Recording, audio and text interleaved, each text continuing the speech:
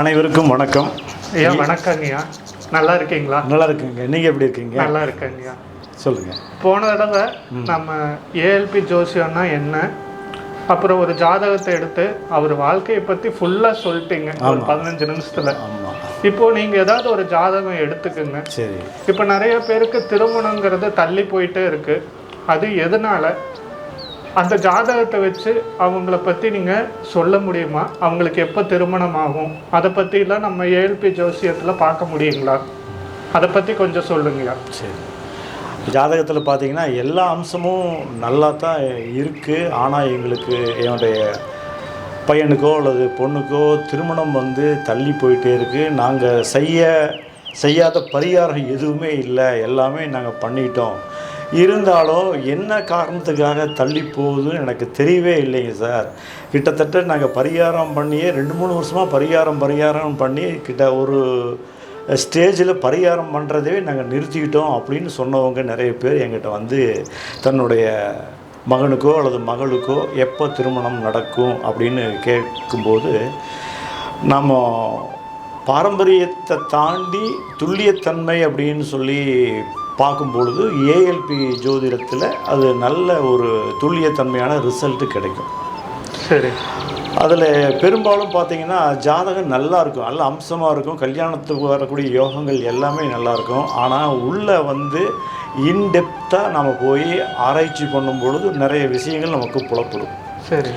உதாரணத்துக்கு இந்த ஜாதகர் அப்படிங்கிறவர் 32 வயசாச்சு.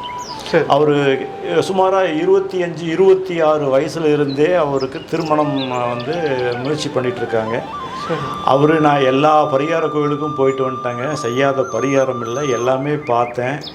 இதை 2 மாதத்தில் வந்துடும், 3 மாதத்தில் ஆயிரும், இன்னும் ஒரு 6 மாதத்தில் ஆயிரும், ஆடி பிறந்தா ஆயிரும், ஆவணி பிறந்தா ஆயிரும், ஏதாவது ஒரு கதையை சொல்லிட்டு தான் இருக்காங்களே ஒளி எனக்கு கரெக்டான சொல்யூஷன் எனக்கு கிடைக்கலைங்க சார், என்ன பண்ணலாம், நீங்கள் ஏதாவது பார்த்து சொல்ல முடியுமா அப்படின்னு சொல்லி கேட்டாங்க. சரி. கேட்கும்போது நான் அவருடைய ஜாதகத்தை வாங்கி அனலைஸ் பண்ணோம். சரி. அனலைஸ் பண்ணும்போது அதனுடைய விஷயங்கள் நமக்கு நிறைய தெரிய வந்தது. ஜாதகம் நிறைய விஷயங்கள் சொல்லிச்சு. ஜாதகம் நம்மளோட பேசுகிற மாதிரியே தான். சரி. மானசீகமாக பேசும், அவ்வளவுதான். அதை நம்ம பேசக்கூடிய தன்மையை புரிஞ்சிக்கக்கூடிய மனப்பக்குவம் நம்மளுக்கு இருந்துச்சுன்னா ஈஸியாக நம்ம புரிஞ்சுக்கலாம். சரி சரி. அதனால் முதல்ல இந்த ஜாதகத்துடைய தன்மை என்ன அப்படிங்கிறத பார்த்துருவோம். சரி.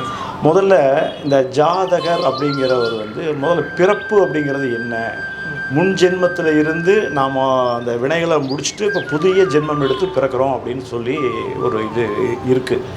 அப்போது முன் ஜென்மத்துடைய தொடர்ச்சி தான் இந்த பிறவி அப்படின்னு நம்ம நீங்கள் கேள்விப்பட்டிருப்பீங்க. நிறைய பேர் சொல்லுவாங்க, போன ஜென்மத்தில் என்னென்ன பண்ணமோ அதைத்தான் இந்த ஜென்மத்தில் அனுபவிக்க முடியும் அப்படின்னு. ஆனால் ஏஎல்பி ஜோதிடத்தில் முன் ஜென்மத்துடைய தொடர்ச்சி அப்படிங்கிறது ஏஎல்பி அடுத்த விஷயத்தை காமிச்சிடும். நம்ம இங்கே பிறக்கும் பொழுதே முன் ஜென்மத்தோடைய கண்டினியூவேஷன் சொல்லுவோம். அது இப்போ காமிச்சிடும். அது எப்படி காமிக்குது அப்படின்னா, உதாரணத்துக்கு இந்த ஜாதகத்தை எடுத்தீங்கன்னா இந்த ஜாதகனுடைய ஜென்ம லக்கணம் அப்படிங்கிறது பார்த்தீங்கன்னா மிதுனம். சரி. மிதுன ராசி. மிதுன ராசி எந்த கேட்டகரியில் வருது அப்படிங்கும்போது அது எதிர்காலத்தை குறிக்கக்கூடிய, எதிர்கால நிகழ்வுகளை குறிக்கக்கூடிய கேட்டகரியில் வருது. அப்போது இந்த ஜாதகர் தன்னுடைய விஷயங்களை இந்த பிறவியில் எதிர்காலத்தில் அனுபவிக்கக்கூடிய தன்மைகளுக்காக தான் வந்திருக்காரு அப்படிங்கிறது நம்ம ஒரு பூடகமான தன்மை. இது நோட்ஸ் மாதிரி இல்லை, ஒரு பூடகமான மறைபொருளாக நமக்கு விளக்கக்கூடிய தன்மை தான் சொல்லும். அப்போ இந்த ஜாதகர் இதுக்கு வந்திருக்காரு, போன பிறவியினுடைய விஷயங்கள் இந்த பிறவியில் அவர் நல்லது பண்ணியிருக்கலாம், கெட்டது பண்ணியிருக்கலாம், எந்த விஷயமா இருந்தாலும் இந்த பிறவியில் பிறந்து தன்னுடைய முயற்சியின் மூலிமா இந்த பிறவியில் பிற்காலத்தில் வரக்கூடிய வாழ்க்கை முறை, எதிர்கால வாழ்க்கை முறையில் அனுபவிக்க போகிறார் அப்படிங்கிற ஒரு பூடகமான தன்மை. சரி, இது மட்டுமா அப்படின்னா இல்லை. இப்போது காலபுருஷ தத்துவத்துக்கு மிதுனம் அப்படிங்கிறது 3வது ராசி சொல்லிட்டோம், எதிர்கால நிகழ்வுகளுக்காக வந்திருக்காரு அப்படின்னு. சரி, இந்த காலபுருஷ தத்துவத்துக்கு இந்த லக்கணம் அப்படிங்கிறது புதன். இந்த புதனுடைய எந்த லக்கணத்தில் வந்து நட்சத்திரம் வந்து விழுந்திருக்குன்னு பார்க்கணும். அதாவது புதன்றது நமக்கு தெரியும், ராசிநாதன். அந்த புதனில் லக்கண நட்சத்திரம்னு சொல்லுவாங்க.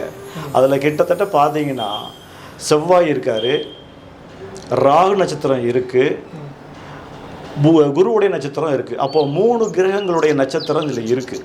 அந்த 3 கிரகங்களில் எந்த நட்சத்திரத்தில் அவர் பிறந்திருக்கார், அதான் லக்னத்துடைய நட்சத்திரம்னு சொல்லுவோம். எந்த நட்சத்திரம் அப்படின்னு பார்க்கும்போது மிருகஷீரிடம் 2 அப்படிங்கிற நட்சத்திரத்தில் லக்கணம் வந்து அமைஞ்சிருக்கு. இப்போ இந்த மிருகசீரிடம் 2 அப்படிங்கிறது செவ்வாய் தான் அதுக்கு உண்டான அதிபதி. அவர் இப்போ எங்கே இருக்கார், இந்த ஜென்ம லக்கணத்துக்கு செவ்வாய்ங்கிறவர் எங்கே இருக்கார் அப்படின்னு சொல்லி பார்த்தீங்கன்னா, இந்த செவ்வாய் அப்படிங்கிறது பாருங்கள் கரெக்டாக மகர ராசியில் இருக்கார். அப்போது இங்கே இருந்து வரக்கூடியது 8வது ராசி, அட்டமாதிபதி ராசின்னு சொல்லுவோம். அதாவது என்ன அப்படின்னா, இவர் எதிர்காலத்தில் இந்த பிறவியில் பிறக்கக்கூடிய கர்மம் அனுபவிக்கு தான் வந்திருக்காருன்னு நம்ம சொன்னேன்.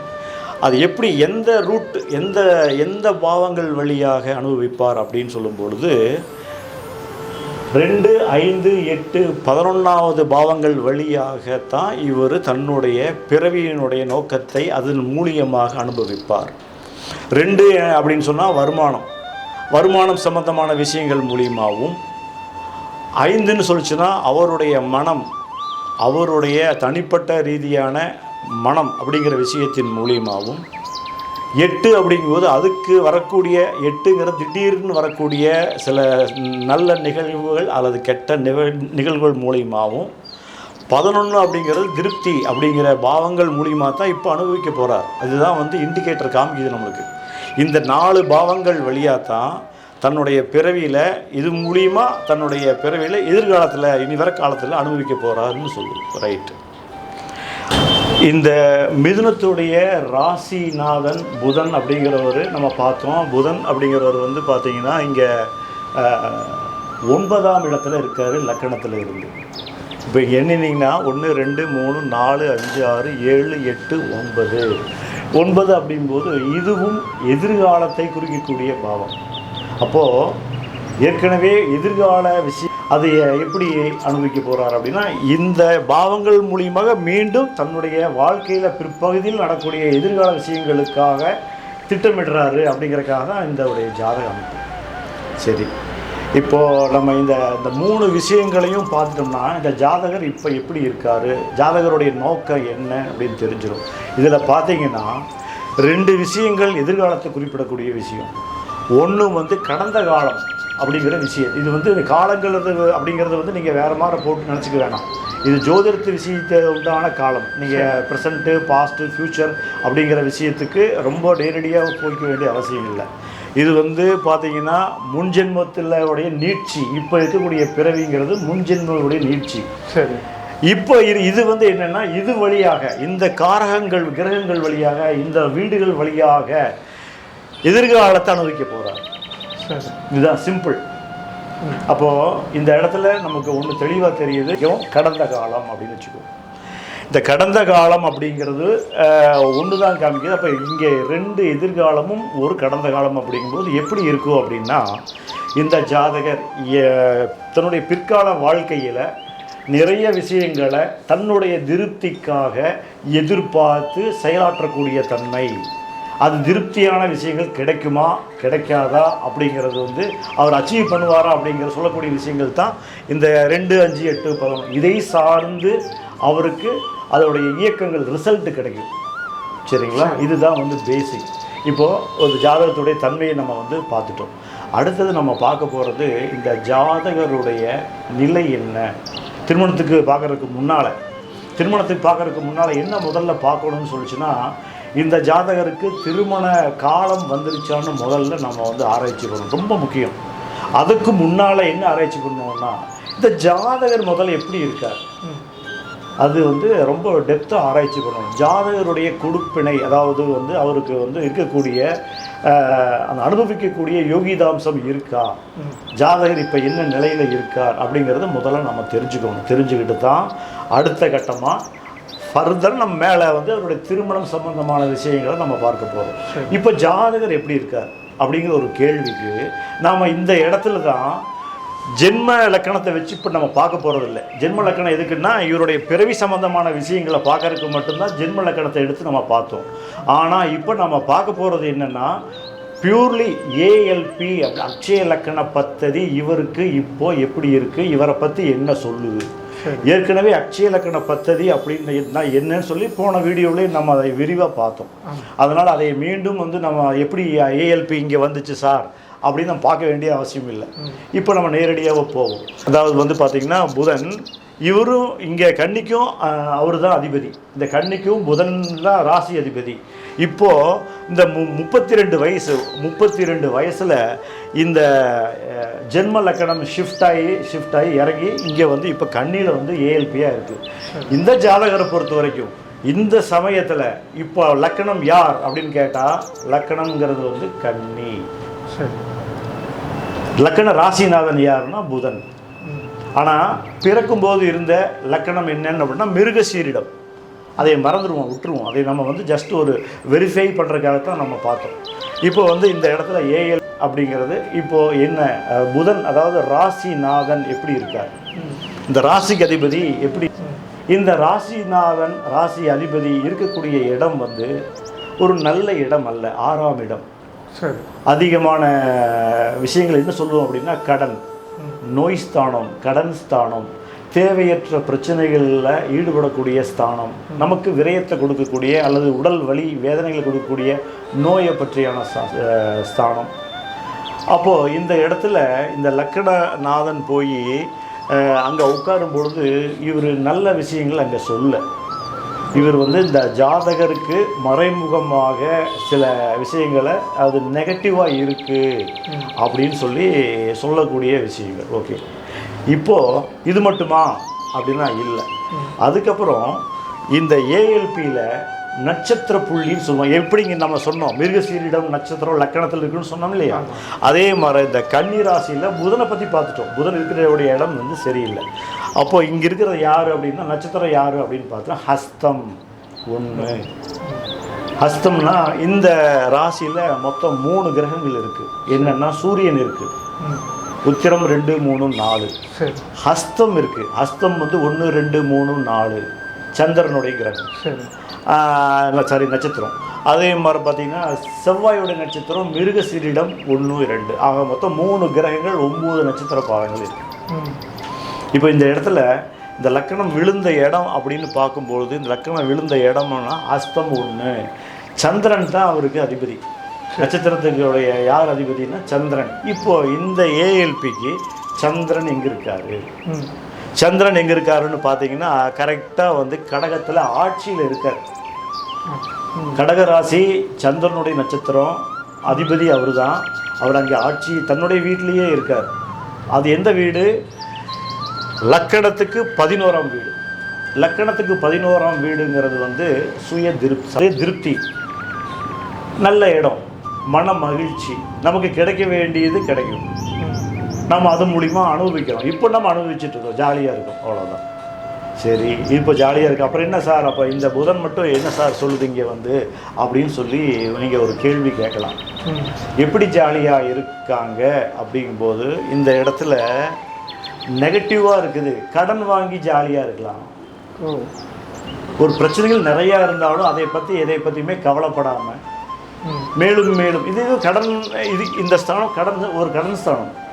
இந்த வயசுக்கு தகுந்த நம்ம போகிறதா 32 வயசு அப்படிங்கும்போது இங்கே அதிகமான பிரச்சனைகள்னா கடன் சம்பந்தமான விஷயம், ஏராளமான கடன். அது எப்படி போகுது, எதுக்கு போகுது அப்படின்னா ஜாதகருடைய திருப்திக்காக செலவிடப்படுகிறது. அப்போது இந்த இடத்துல நல்லா கவனித்து பாருங்கள். நல்லா இருக்குதுன்னு சொல்லுது, ஆனால் அது பேசிக் வந்து சரியில்லை. நல்லா இருக்குது எப்படி சொல்லியிருக்கலாம் அப்படின்னா இந்த 10ஆம் இடத்துல வந்து பார்த்தீங்கன்னா தொழில் அமைஞ்சு 10ஆம் இடத்துல தொழில் அமைஞ்சு அது மூலிமா வருமானம் வந்து இங்கே திருப்தியாக இருந்தால் நல்ல விஷயம். நல்லா சம்பாதிக்கிறாரு, தொழிலில் நல்ல வருமானம் வருது, அப்போ வந்து இவர் சந்தோஷமாக இருக்காருங்கிற விஷயம். ஆனால் இங்கே அப்படி அல்ல. ஒரு கடன் சம்பந்தமான விஷயங்களை காமிச்சு சந்தோஷத்தை காமிக்கும்போது தன்னுடைய திருப்திக்காக தன்னுடைய மன மகிழ்ச்சிக்காக எதை பற்றியும் சிந்திக்காமல் கடன் வாங்கி நாம் சந்தோஷமாக இருக்கோம். கடன் வாங்கி டூர் போகிறோம், கடன் வாங்கி ஒரு ஜாலியாக என்ஜாய் பண்ணுறோம், நண்பர்களோட சேர்த்துப்போம், இந்த மாதிரி நிறைய விஷயங்கள் இருக்குது. அப்போ இந்த இடத்துல பேசிக்காக ஒரு விஷயம் இடிக்குதுங்களா, அதுதான் வந்து இந்த இதில் ஆனால் பொதுவாக பார்த்தா நல்லாயிருக்கும். பொதுவாக நல்லாயிருக்கும் பார்த்தீங்கன்னா நல்லாயிருக்கும். இதுதான் இந்த பாவத்தில் ஒவ்வொரு பாவத்துக்கும் இப்படி தான் வரும். புதனையும் பார்த்துட்டோம், சந்திரனையும் பார்த்துட்டோம். இப்போ சந்திரனோட பிளேஸ்மெண்ட்டை பார்க்கலாம். 2 பேரும், ஒருத்தர் நல்லா இருக்காரு, ஒருத்தர் வந்து வித்தியாசமாக இருக்காரு, கொஞ்சம் பிரச்சனைக்கு உள்ளதாக இருக்காரு. சரி, இவங்களுக்கு இடையில எப்படி இருக்குது அப்படின்னு பார்க்கணும். சரி, அது ஏன் அப்படிங்கிறது நான் சொல்கிறேன். ஏன் அப்படி அதை பார்க்கணும்னு சொல்கிறேன். ஏன் அப்படின்னு பார்த்தா, இந்த இடத்துல பார்த்தீங்கன்னா இந்த புதனுக்கு 1 2 3 4 5 6ஆம் இடம். புதன் தான் அமர்ந்த இடத்துக்கு 6ஆம் இடத்துல தான் சந்திரன் இருக்கார். இங்கே ஒரு பிரச்சனை வருதா, இங்கே வந்து என்ன ஆகுது, அதே மாதிரி பார்த்தீங்கன்னா இந்த 6ஆம் இடத்துல இருந்து கூட்டுங்க புதனுக்கு 1 2 3 4 5 6 7 8 6 8 சஷ்டாஷ்டகமாக இருக்குது. சரி, புரிஞ்சுதுங்களா? 6 8 சஷ்டாஷ்டகம், அதாவது வந்து 2மே துர்ஸ்தானம். ஒன்றை ஒன்று வந்து பார்த்தீங்கன்னா அமைப்புகள் வந்து சரியில்லை. இப்போ இந்த மாதிரி அமைப்புகள் இருக்கும்போது அவளுடைய மனம், இவங்களுடைய மனமும் உடலும் சேர்ந்து இயங்காது. மனமும் உடலும் சேர்ந்து இயங்கினா தான் ஜாதகர் நன்றாக இருக்கிறார் அப்படின்னு அர்த்தம். மனமும் உடலும் வெவ்வேறு திசை. மனம் உடல் என்பது 2 ட்ராக், தண்டவாளம் மாதிரி. அதில் தண்டவாளம் கரெக்டாக அலைனா இருந்தால் தான் அந்த ட்ரெயின் போகும். ஆனால் தண்டவாளம் அலைன் இல்லை, ஒன்று வந்து கிழக்கையும் இன்னொன்று வந்து வடக்கு நோக்கியும் போச்சுன்னா அது ட்ரெயின் ஓடாது இல்லையா? அப்போது தான் நினைக்கிறது ஒன்று, செய்யறது ஒன்று, எதை பற்றி கவலைப்படுறதில்லை. வாழ்க்கையில் வந்தால் பார்த்துக்கலாம், பின்னால் வரும். அதை நம்ம இப்போ யோசிக்க கூட நமக்கு நேரம் இல்லை. ஏன்னா இப்போ நமக்கு சந்தோஷமே முக்கியம். அது மட்டும் அல்ல, இன்னொரு விஷயம் என்னன்னா, இந்த ஜாதகம் பார்த்தோம் ஏற்கனவே 11வது பாவத்தில் இருக்காரு. தன்னுடைய சந்தோஷம் ஒன்றுமே நோக்கமாக தான் இருப்பார். அப்போ இந்த மாதிரி ஒரு காம்ப்ளிகேட்டடான ஒரு அமைப்பில் இருக்கும்பொழுது ஜாதகருடைய தன்மைகள் இங்கே சரியில்லை அப்படிங்கிறத நம்ம முடிவு எடுத்துக்கலாம். இனி நம்ம பார்க்க போகிறது வந்து இந்த இவருக்கு எப்போ திருமணம் ஆகும், திருமண அமைப்பு எப்போ வரும். ஏற்கனவே வந்து பல பரிகாரங்கள் எல்லாம் பண்ணிட்டார். 26 வயசுலேருந்தே நிறைய பரிகாரங்கள் எல்லாம் பண்ணிட்டார். இருந்தாலும் திருமணம் ஆகலை. திருமணம் அதுக்குண்டான வாய்ப்பு, அதுக்குண்டான நோக்கங்களும் கூட வரல. அதாவது அதுக்குள்ள கிளைமேட்டே வரல. திருமணத்துக்கு உண்டான சந்தர்ப்பங்களே அமையல. ஒரு பெண் கூட போய் பார்க்க முடியாத தன்மை. அப்போ 4 வருஷமாக திருமணம் ட்ரை பண்ணுறாரு. ஒரு பெண்ணை கூட இது வரைக்கும் போய் பெண் பார்க்குற படலம் கூட நடந்ததில்லை. ஆனால் திருமணத்துக்கு ரொம்ப ஆர்வமாக இருக்காங்க. வீட்டில் அவங்க அம்மா அப்பா எல்லாருமே வந்து பிரார்த்தனையாக இருக்காங்க, பெண்களை போய் பார்த்தீங்க அப்படின்னு. பெண்ணவே இது வரைக்கும் பார்க்கல. ஒரு நிகழ்வே நடக்காமல் திருமணம் மட்டும் இப்போ உடனே நடக்கும் அப்படின்னு எதிர்பார்க்கறது தவறு. ஏன் நடக்கலை, இந்த நிகழ்வு ஏன் நடக்கலை அப்படிங்கிறத இப்போ நம்ம பார்ப்போம். இந்த 7ஆம் இடம், அதாவது இந்த ஏஎல்பி அப்படிங்கிறது லக்கணமாக எடுத்துட்டோம்னா, இந்த 7ஆம் இடம்ங்கிறது களத்திரஸ்தானம். அதாவது நமக்கு இந்த ஜாதகருக்கு ஒரு ஜோடியை சேர்த்தக்கூடிய ஸ்தானம். அதுதான் மனைவின்னு பேர். மனைவி ஸ்தானம் அப்படிங்கிறது இன்னொரு தகுதியான, நமக்கு ஈக்குவலாக இன்னொரு நபரை தன் வாழ்க்கையில் சேர்த்திக் கொள்வது அப்படிங்கிறது தான் வந்து 7ஆம் இடம். 7ஆம் இடம் பெரும்பாலும் கால புருஷ தத்துவத்திற்கு 7ஆம் இடம் துலாமாக தான் வரும். ஏன் துலாம் ராசியை வந்து 7ஆம் இடமாக அமைச்சாங்க அப்படின்னா, துலாம் என்பது தராசு, 2 தட்டுகள் உள்ள தராசு. தராசு ஒன்று கணவன் என்றால் ஒன்று மனைவி. இங்கே வந்து நான் பெரியவன் நீ பெரியவங்கிற பேச்சுக்கு இடம்பு தன்மையை குறிக்கக்கூடிய அமைப்பு தான் இந்த துலா ராசி. அதனால தான் இந்த துலாம் ராசியை என்ன பண்ணுறாங்க அப்படின்னா, எதுக்கு வச்சாங்கன்னா களத்திரஸ்தானத்துக்கு வச்சாங்க. ஒரு தட்டு மனைவி, ஒரு தட்டில் கணவன். இங்கே நான் தான் பெருசு, நான் சொல்கிறதான் நீங்கள் கேட்கணும், இல்லை நீங்கள் சொல்கிறதான் நான் கேட்கணும் அப்படிங்கும்போது இம்பேலன்ஸ் ஆயிடும். அது மாதிரி தான் மனைவி 7ஆம் இடம். உங்கள் முகத்தில் கண்ணாடியில் பார்க்கும்போது உங்கள் முகத்துக்கு பதிலாக வேறொரு முகம் இருந்ததுன்னா அது மனைவி, அதுதான் நீங்களும் கூட. அப்போது பரஸ்பரம் இங்கே வந்து யாருக்குமே வந்து உயர்வு தாழ்வு இல்லை, சரியாக இருக்கும். அதனால தான் குடும்ப வாழ்க்கையை வந்து விட்டு கொடுத்து போகிறத கரெக்டாக பேலன்ஸ் பண்ணி, ஒரு தட்டு இறங்கிடுச்சுன்னா ஒரு தட்டு ஏறும்போது உடனே விட்டு கொடுத்து பேலன்ஸ் பண்ணிட்டோம்னா வாழ்க்கை நன்றாக இருக்கும். சரி, இந்த தன்மை தான் இந்த 7ஆம் பாவம் சொல்லுது. இப்போ இந்த 7ஆம் பாவத்துடைய ஒரு ஆய்வு என்ன, இவருக்கு என்ன சொல்லுதுன்னு பார்ப்போம். 7ஆம் பாவம் என்பது பார்த்திங்கன்னா இவருக்கு மீன ராசியில் விழுகுது. மீன ராசியுடைய அதிபதியை எடுத்து பாருங்கள், யாருன்னு பாருங்கள். மீன ராசியுடைய அதிபதி குரு. குரு எங்கே இருக்கார் அப்படின்னு பார்த்தீங்கன்னா 12ஆம் இடம். 12ஆம் இடம் விரயஸ்தானம் அல்லது மறைவு ஸ்தானம், துண்டிக்கப்படும் அப்படிங்கிற விஷயம். அதாவது நடக்காது, ஒரு நடந்துட்டு இருக்கிற விஷயம் வந்து சடார்னு கட் பண்ணிடும். அந்த மாதிரி விஷயங்கள் ஒரு இது வந்து நீங்கள் ஒரு தொழிலில் நல்ல ரேஞ்சில் போயிட்டுருக்கீங்க, அது டக்குன்னு 12ஆம் பாவத்தை காமிச்சதுன்னா தொழில் உடனடியாக துண்டிக்கப்படும். அதோட சரி, அவ்வளவுதான். அப்போது இந்த திருமணம் அப்படிங்கிற அமைப்பு வந்து அந்த யோகிதாம்சம் அப்படியே வரும்பொழுது கிரகங்கள் போய் என்னாகும், 12 போய் துண்டிச்சிடும். அப்போது இது யாருக்கு பிரச்சனைனா இந்த லக்கணம் அப்படிங்கிற ஏஎல்பிக்கு 12ஆம் இடம் மறைவு ஸ்தானம். அப்போ அதனால தான் எத்தனை பெண்களை பார்த்தாலும் போய் பார்க்கக்கூட முடியல, தடையாக இருக்கு. அதாவது அந்த திருமணங்கிற விஷயங்களை நடைபெறவே இல்லை, துண்டிக்க எடுத்த முயற்சி துண்டிச்சிடும், அவ்வளோதான். பொண்ணு பார்க்க வரா அப்படின்னா பேச்சுக்கு இடம் இல்லை. சரி, அந்த ஒரு காரணம் இங்கே காரணம். இதுதான் வந்து வலுவாக இருக்குது இந்த இடத்துல. அப்படி இருக்கக்கூடாது.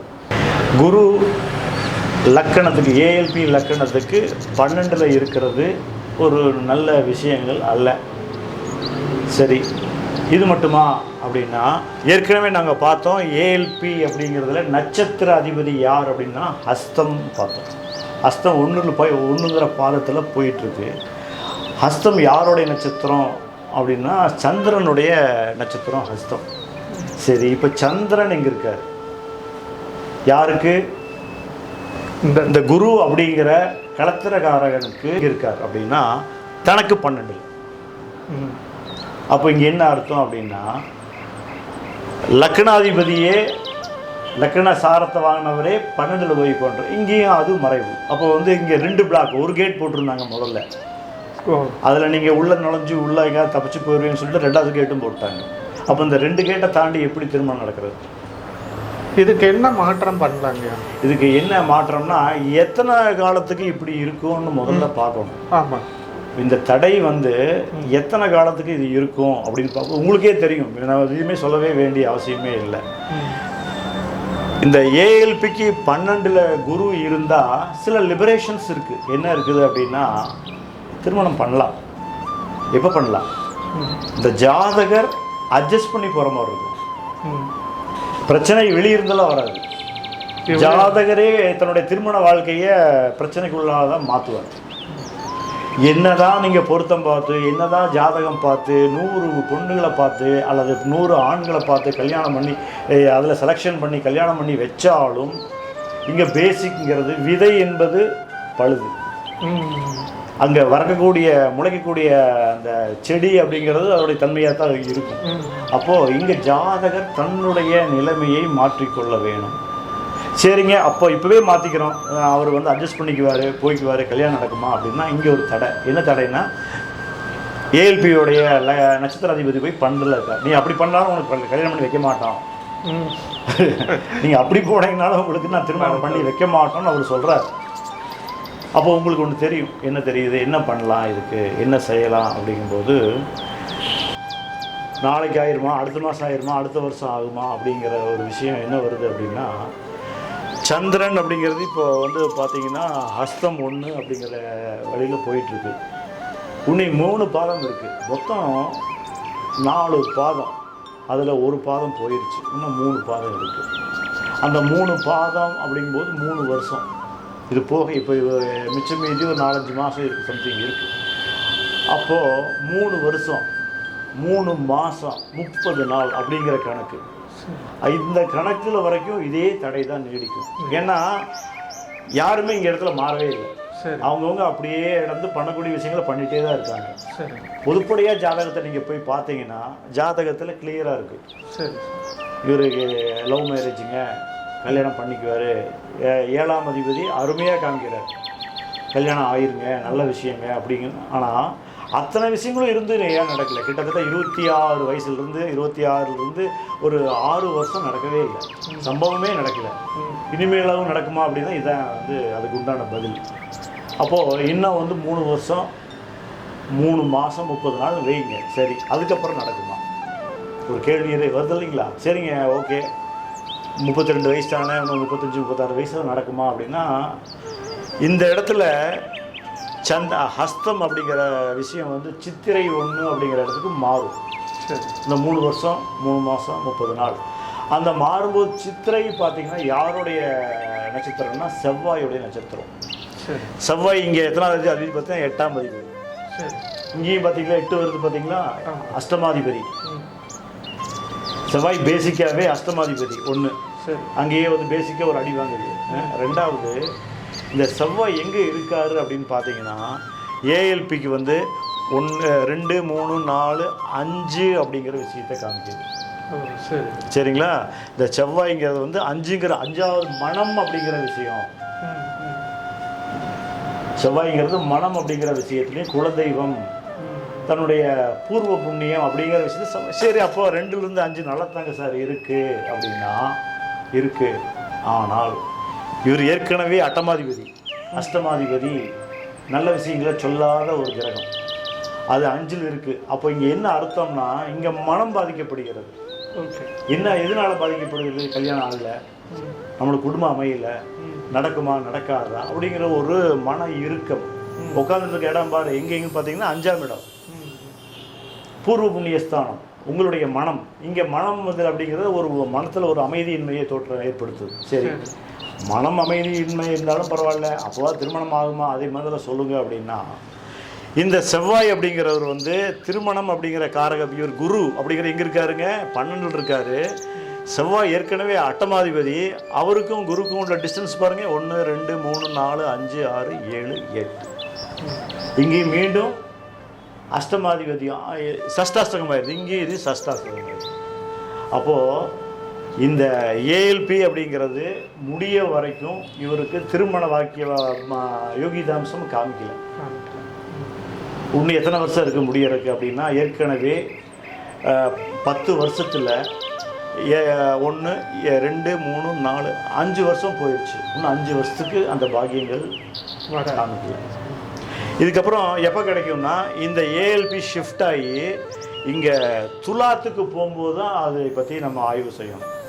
துலாத்தில் எந்த இடத்துல போகுது, ஆனால் அங்கே துலாத்துலேயும் பாருங்கள் அந்த இடத்துல ஏஎல்பி மாறும்பொழுது என்ன மாதிரி விஷயங்கள் நடக்கும். இப்போ ஏஎல்பியும் போது இது 11ஆம் இடமா போயிடும்.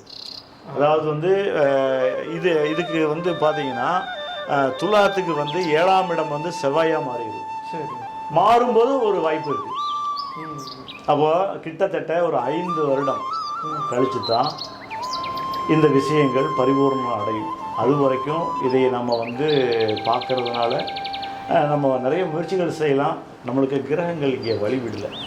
இப்போது நீங்கள் இந்த ஏஎல்பி ஜோசியமில் இவ்வளோ ஆராய்ச்சி பண்ணி நீங்கள் சொல்லியிருக்கீங்களேங்க, இது சாதாரணமாக பார்க்குற ஜோசியம் பார்க்குறவங்கனால இதெல்லாம் சொல்ல முடியுமா? முடியல. அப்படிங்கிறதுனால தானே அவங்க தேடி வராங்க. இன்னும் மட்டும் ஏற்கனவே நான் ஒரு விஷயங்களை சொன்னேன், நீங்கள் அதை கூட யோசிச்சிருக்கலாம். எதுக்கு திருமணம் அப்படிங்கிற விஷயத்தில் கொண்டு போய் இதையெல்லாம் நம்பரெல்லாம் சேர்த்துறாரு அப்படின்னு ஒரு கேள்வி நீங்கள் கேட்டிருக்கலாம். கண்டிப்பாக. அது ஏற்கனவே சொன்னேன். இவருடைய இது வந்து பார்த்தீங்கன்னா எதிர்காலத்துக்காக பிறந்தது. இந்த பிறவியில் ஒரு விஷயங்கள் நல்லது கெட்டது 2வது விஷயங்கள் அனுபவிக்கிறது தான் பிறந்திருக்காருன்னு சொன்னேன். என்ன விஷயம் அனுபவிக்கிறார் அப்படின்னா எதன் மூலியமா அப்படின்னா 2 5 8 11 இங்கே பார்த்தீங்கன்னா 11 வந்துருச்சு. அவர் ஏற்கனவே 11 தான் இருக்கார். அதாவது சுய சந்தோஷம் அப்படிங்கிற விஷயத்தில் இதன் மூலியமாக தான் இப்போ அனுபவிச்சுட்டு இருக்காரு. இப்போ திருமண தடைங்கிறது பாருங்க எல்லாமே 8 12ஆவே தான் வருது. பார்த்தீங்கல்ல, சஷ்டாஷ்டகம் 8 6 8. அப்போ இங்கே 8 வந்துருச்சுங்களா. இங்கே மனம் கெட்டு போச்சு. மனம் வந்து கடுமையான பிரச்சனை, மனத்தில் அழுத்தம், மன நிம்மதி இன்மை. 5 வந்துருச்சுங்களா. இங்கே இந்த 2ங்கிறது வருமானம் எப்படி போகுது? தன்னுடைய சந்தோஷத்துக்காக போகுதே ஒழிய வாழ்க்கையுடைய பிற்காலத்துக்கு போகவே இல்லை. கல்யாணம் பண்ணணும், சேர்த்து வைக்கணும், பொண்டாட்டி புள்ள ஊட்டி வந்தால் நம்ம லைஃப் செட்டிலாம் அப்படியெல்லாம் கிடையாது. இப்போ நான் சந்தோஷமாக இருக்கேன், இன்றைக்கி ஓகேவா ஜாலி, அவ்வளோதான். அப்போது இதன் மூலியமாக தான் அனுபவிக்கிறாரு. இதன் எப்படி அனுபவிக்கிறாரு? நம்ம மீண்டும் எதிர்காலத்தை அது திட்டமிடுறாரு. நம்ம எதிர்காலத்தில் இப்படி எல்லாம் இருக்கணும் அப்படின்னு. ஆனால் அப்படி இருக்கக்கூடிய வழிகள் வந்து இது வந்து வழிவிடலை. இதன் மூலிமா அனுபவிக்கும் போது எல்லாமே வந்து பார்த்திங்கன்னா 8 இந்த விஷயங்கள் அதிகமாக வர்றதுனால பிரச்சனை ஆயிடுச்சு. சரி, இதுதான் இந்த லிங்க்கு. அப்போது இந்த பூர்வ ஜென்மத்தில் இப்படி வந்து இது மூலியமாக தான் பிரச்சனைகள் அனுபவிக்கிறாரு, நல்லது கெட்டது எல்லாமே. அதுக்காகத்தான் நம்ம இது ஆரம்பத்திலேயே இந்த டேபிளரில் போட்டு காமிச்சதுக்கு காரணமே அதுதான்.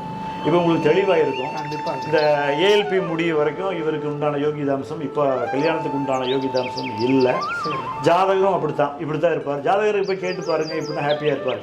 கடன் ஒரு பக்கம் ஏறிக்கிட்டே இருக்கும், அது வந்தால் பார்த்துக்கலாம் அப்படிங்கிற ஒரு எண்ணத்தில் தான் இருப்பார்.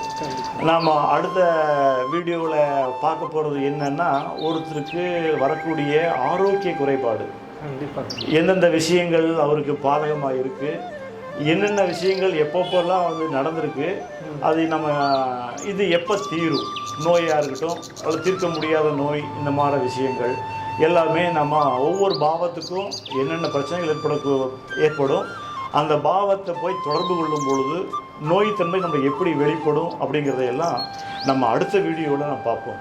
நன்றி, வணக்கம். நன்றிங்க, நன்றி.